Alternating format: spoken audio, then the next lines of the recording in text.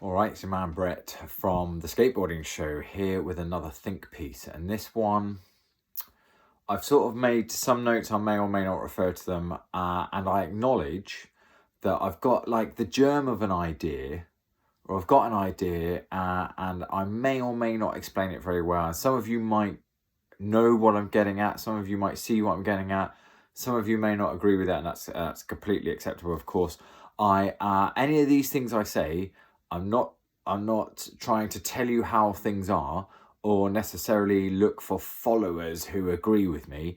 I'm simply putting some things out there, which may or may not provoke thought. They may or may not provoke you to think for yourself. That is the general idea. I'm hoping that people can actually think for themselves and generate their own ideas from what I'm saying. Or it at least provokes something inside you to have a think for yourself and to maybe develop the idea or come up with something interesting as a counterpoint to it. Something robust, though. Something robust as a counterpoint. Or totally not. Or you might just switch this off and go and watch somebody do some amazing skateboarding. I don't know. But today's idea is, and I've thought about this for a long while, in my general skateboarding life, but then I've tried to I've tried to formulate this into something, but it's kind of hard to describe. Is it possible that a rock and roll, the trick rock and roll, is like a litmus test or like a really good strong indicator of somebody's character traits, not just their skateboarding? Like most tricks are a good indicator of somebody's ability, of course. You know, there's a complete logic in that. Of course they are. The way in which somebody pulls off tricks, though, I wonder if that's an indicator of somebody's character or elements of their character trait. I wonder, but for me personally, there's something really about a rock and roll, and there's something about part of what it is with a rock and roll is because we all know, right? This is the skateboarding show. It's really massively directed at skateboarders who have probably been skateboarding a little while, because we're sort of geeking out. I'm geeking out on ideas and on nuanced, detailed bits of skateboarding. Okay, it's not overthinking. I'm just having a think about it. It's not overthinking. I will not be part of the dumbing down of skateboarding and in general the dumbing down of society. So simply putting these ideas forward is not overthinking it. But so here's an idea. Here's an idea. The rock and roll can be done in different ways, and we know it can. We all know, like, you know, I know I'm going to get... Everyone's free to do it in whatever way they want. Of course they are. Of course they are. But we all know there's a proper, like, decked out, front wheels on the platform, body shaped, maybe even like rolled back foot, like styled out rock and roll. And then there's like very quick, just middle of the board, just barely kisses the coping, and you turn back in and slide down half the transition, and you barely turn around properly by the time you hit the flat bar. And I'm the first one to admit that's those second ones, very unfortunately, are the ones that I do. I've got to do a lot of work on my rock and rolls, despite that I've been skateboarding a little while. So without a shadow of a doubt and without any judgment, okay, I'm not judging anyone. There's a difference between a judgment and an observation. Okay, whatever way anybody does their rock and roll, it's neither good nor bad. With that being said, now there is a but. And this might... So the judgment is not... The judgment is not that it's a judgment on the person, but there is a judgment on... But I'm saying that there could be a correlation between the way in which somebody does a rock and roll and certain elements of their character, or maybe even their whole character. let's just get straight to it then. For example, I know someone who is a sculptor, and in certain circles, in certain philosophical, dare I even say, spiritual philosophical circles, working with sculpture, working with 3D, making something in 3D is considered very much an exercise, a generating of will force, motivation. But I call it will force, and it's called will force in what's called anthroposophical circles. Look that up if you want to.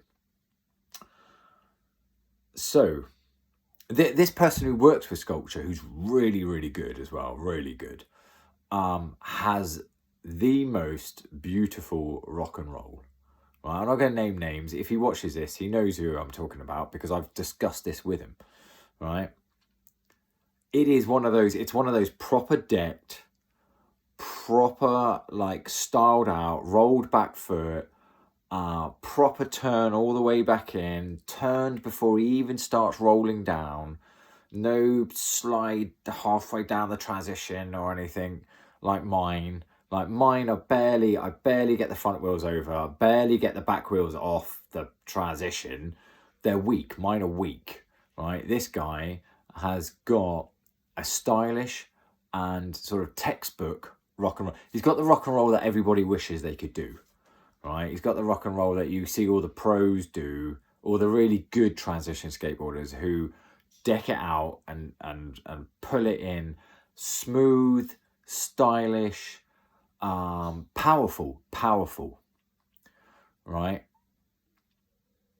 I just wonder if there's a correlation between those things. I wonder if the rock and roll is like the ultimate. All tricks will say a lot about somebody's character, I think, or the way in which they're carried out, the way in which they're performed will say a lot about somebody's character. But I just think there's something about a rock and roll that sort of amplifies it or manifests it or shows that correlation more than any other trick. It might be that you see it in other tricks, and that's totally fine. That's totally okay. And I'm not saying there's something special about a rock and roll. I see it in the rock and roll. You may or may not see it somewhere. And I was wondering before I filmed this about if there's like some sort of street equivalent. And I wonder if it's a frontside 180 ollie. I will name a name, and I mean it, and hopefully you can hear that it's the most complimentary, respectful, and I'm being the most respectful that I can. The late great Keith Huffnagel had the most amazing front 180 ollie. Just a basic, simple trick, which allegedly simple and basic, but my God, did he make it look amazing. Go and check some video footage of Keith Huffnagel doing a front 180 ollie, like just as part of a line, popped, high, stylish, just looking great. Because that's another point, isn't it? The rock and roll is a so-called like beginner's simple, allegedly in inverted commas, simple trick, right? And yet at the same time, it requires body weight control. It requires timing. It requires confidence and sort of assertiveness. It requires will force. It's a lot more, I think it's got a lot more will involved in it, a lot more determination involved in it than it has technical ability. In some respects, it's a kind of, it has a sort of glorified kick turn nature to it. You're doing a kick turn, but you're adding that extra element of throwing a controlled amount of weight up onto the platform and then pulling that weight back into the transition and pulling it back down and turning all at the same time. And there's all these little tricks, like I didn't quite get until somebody really like talked me into it about pulling the board more hillside than toe side to really exaggerate that turn back in and how much that helps. And that sometimes that does help. Actually, every time it helps, of course it helps. It's a great technique to add to it. But this isn't how to do a rock and roll. Everyone's got their own version, and I don't really, I'm not trying to teach how to do rock and roll, very far from it. I'm contemplating this idea of, for me, a rock and roll, and it could be a completely different trick for other people, and you're welcome to comment what other tricks do it for you, show for you, if you've even contemplated this idea, that looking at somebody's tricks and the way they perform them, to me, can say a lot about their certain particular character traits or their whole overall character. You know, you can see when somebody lands something really solidly, like really cleanly, not only cleanly, but solidly. People have like a solid... Connor Lynn, if any British people, I mean, I don't know whether he's still skateboarding or not, but I remember seeing one of his parts in one of the sidewalk videos around 2011, 2012.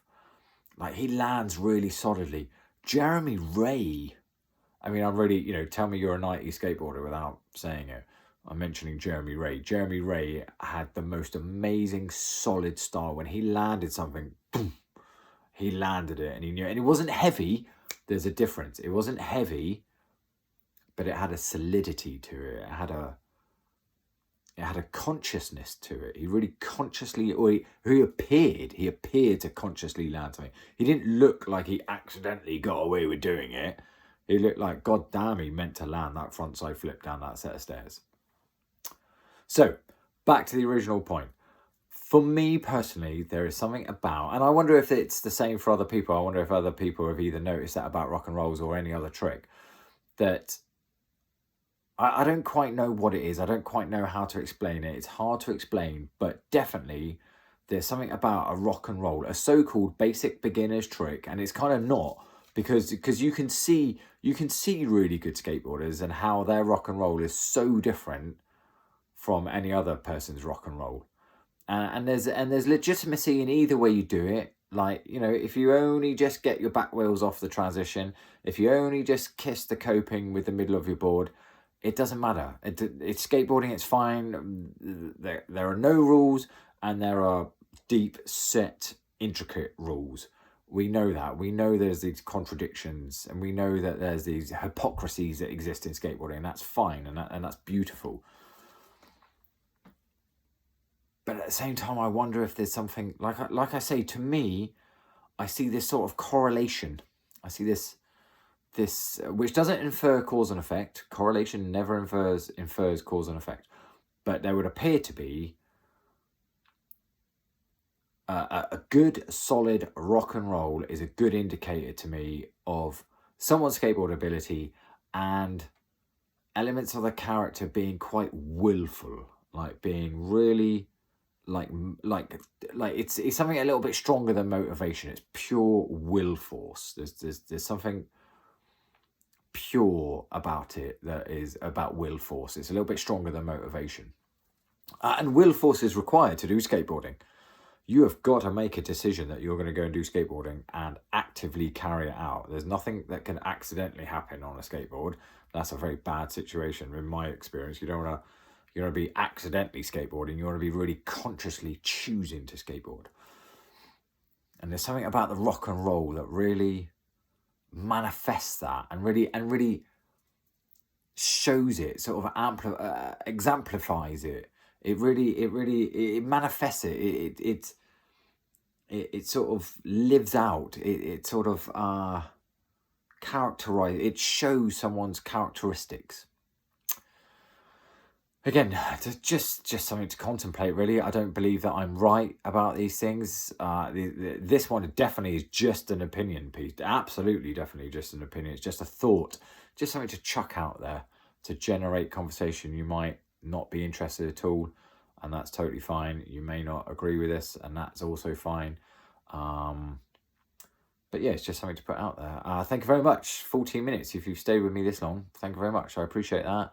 I hope wherever you are in the world that you get the chance to go and experience the wondrousness of riding a skateboard, because my God, it is wondrous. It is deep and complex, and it can give you a real sense of achievement like nothing else can. Thank you very much. See you later. Bye.